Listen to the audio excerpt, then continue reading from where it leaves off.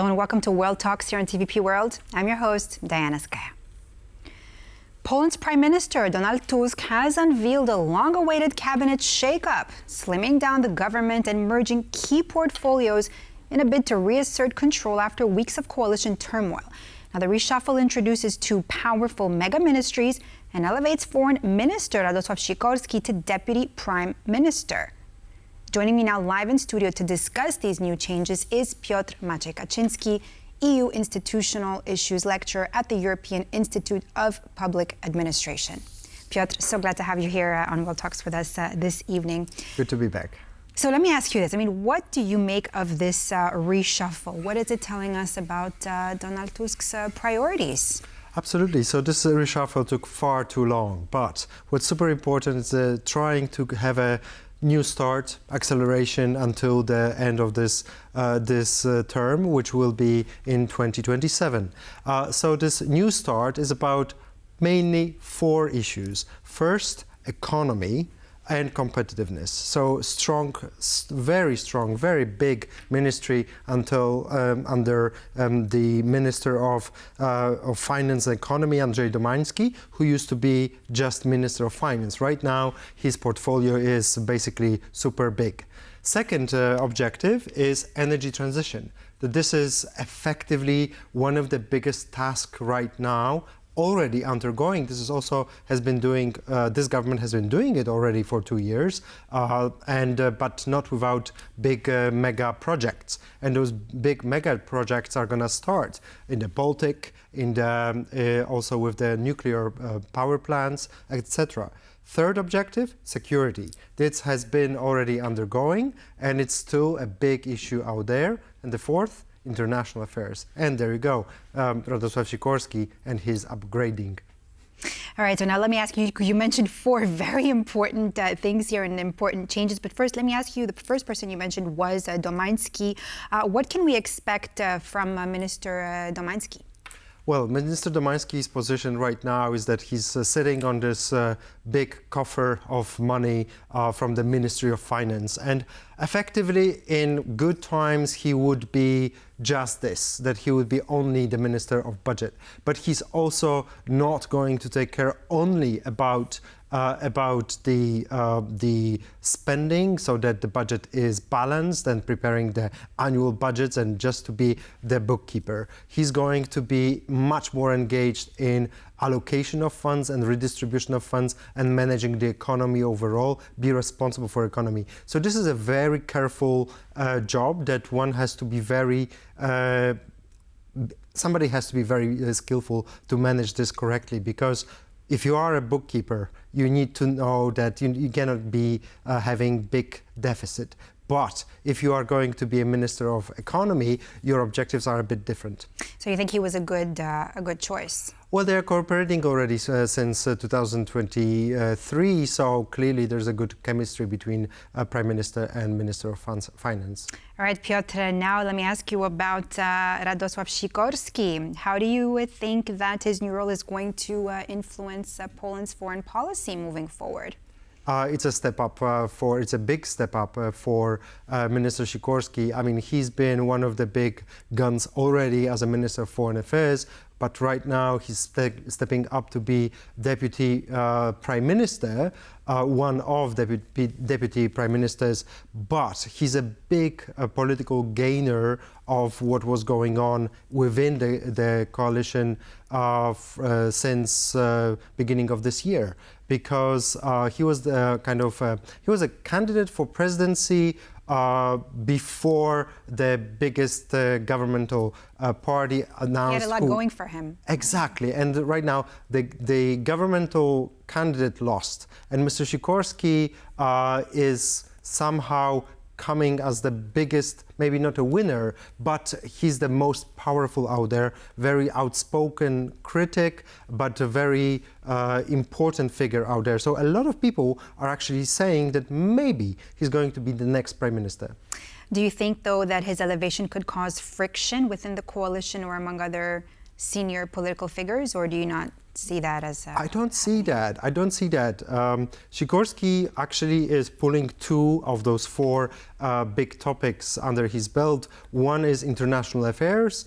This is not only the international affairs for Ministry of Foreign Affairs as usual, but it is also taking into the Ministry of Foreign Affairs the European affairs, which is coordination of all ministries, including the big portfolio on Ukraine, all aspects of Ukrainian relationship. So historical conversation, accession of Ukraine to the EU, maybe NATO, and all of those topics, bilateral issues, of course, as well. So all those topics, this is responsibility of Deputy Prime Minister and Minister of Foreign Affairs Radosław Sikorski right now. Piotr, let me ask you this. What is the purpose behind joining several ministries into one? Probably better management and streamlining of that process, because what you have seen for Give us an example, yeah. for 2 years, at some point there were about 100 people in this government at the level of minister or deputy minister. So that's a lot of people, and this micromanaging and dividing the kind of terras between different parties.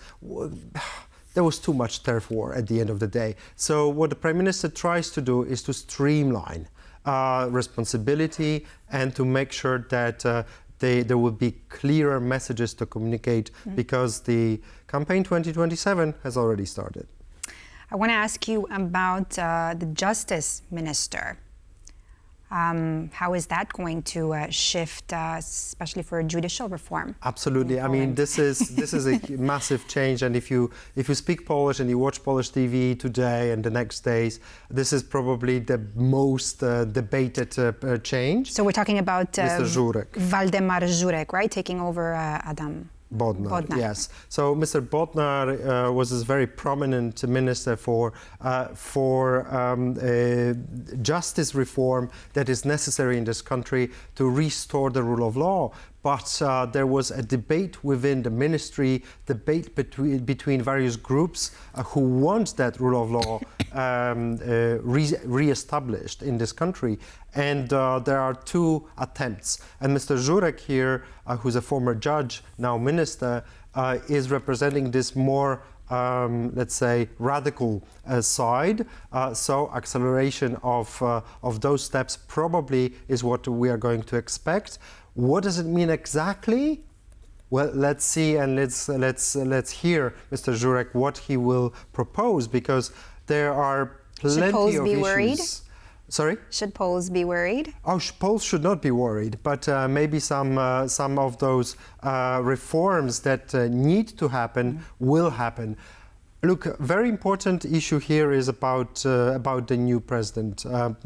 President Nawrocki is going to take the office on the 6th of August. Right? Exactly, early August, and there's a lot of talking points about Mr. Nawrocki representing law and justice. But Mr. Nawrocki is not Mr. Duda. And Mr. Duda, this outgoing president, has been involved with a rule of law wrongdoing 5 years ago starting, or 10 years ago starting, sorry. And right now with Mr. Nawrocki, he has a carte blanche. So maybe there can be a new opening between the new president and new Minister of Justice. What about the other names that we see? I mean, you have the list there right in front of you. What are some of the names that we should know about, particularly that will cause shifts and major changes? I think a lot will have to deal with a few social programs that and social ministries that clearly have been pushed aside as not so prominent with this governmental reform. The issue of health is a major issue right now for a lot of people. Yes, and health reform, which is definitely necessary, and it's impossible to be a good health minister in this country. So whether the new lady as Minister of Health, Jolanta Sobierańska-Grenda, can manage whatever is necessary, that is really dramatic situation. Second issue is that I would point is Minister of Energy. It's a very young gentleman Miłosz Motyka, who's the Minister of Energy, and this is one of the biggest undertaking in Europe, transitioning from coal mining to something more progressive. And whether he's going to do it well or not, we'll see. Because, for example, there was a Ministry of Industry before. Right now, this Ministry of Industry is right now inside the Ministry of Energy mostly. And that minister who was there, she did a few missteps about nuclear energy programs here. So Miłosz Motyka, what will be his agenda and how he will manage those nuclear steps? But not only that, also about coal mines and all those programs. Bełchatów is a huge issue coming up, because Bełchatów is a major coal plant in the middle of the country that needs to close down, and it's the major pollutant, but also major producer of energy. And whether there will be a new nuclear plant in Bełchatów or not is one of the biggest questions for this government between now and the end of the term. Let me ask you this, Piotr. Which of the cabinet changes would you think are more genuinely about generational change, and are some, would you say, were a politically motivated choice? There's no generational change. There's no new generation of politician coming into this government who can be this kind of bringing new hope or new wave of momentum. None of them is of that magnitude. How do you view that, though? Do you see that as a good thing, or? Those are all established figures or individuals who are independents, turned ministers, and then they can maybe shrine, but they don't come with a momentum to the picture. If Mayor of Warsaw became a minister in Tusk government, that would be a major change. Of course, the tired Speaker of the Sejm, Mr. Hołownia, whether he would be coming to the government, yet that would be another game changer. But that didn't happen. So those big guns are staying outside of the government, and then the new momentum not happening. Maybe there is a little question hanging out on the social issues with some of the ministers who have been losing portfolios in this government, but they probably will come back in this way or another. One of them is the Minister of Equality, Kotula, whose job was to promote some of the social changes that this government was also elected on 2 years ago, and now is clearly losing interest in those topics. Thank you so much, Piotr Maciej Kaczyński, for being with us here on World Talks and talking about the recent changes in Poland. Thanks for being with us. And that's all for this edition of World Talks. I'm Diana Skaya. Thanks for watching.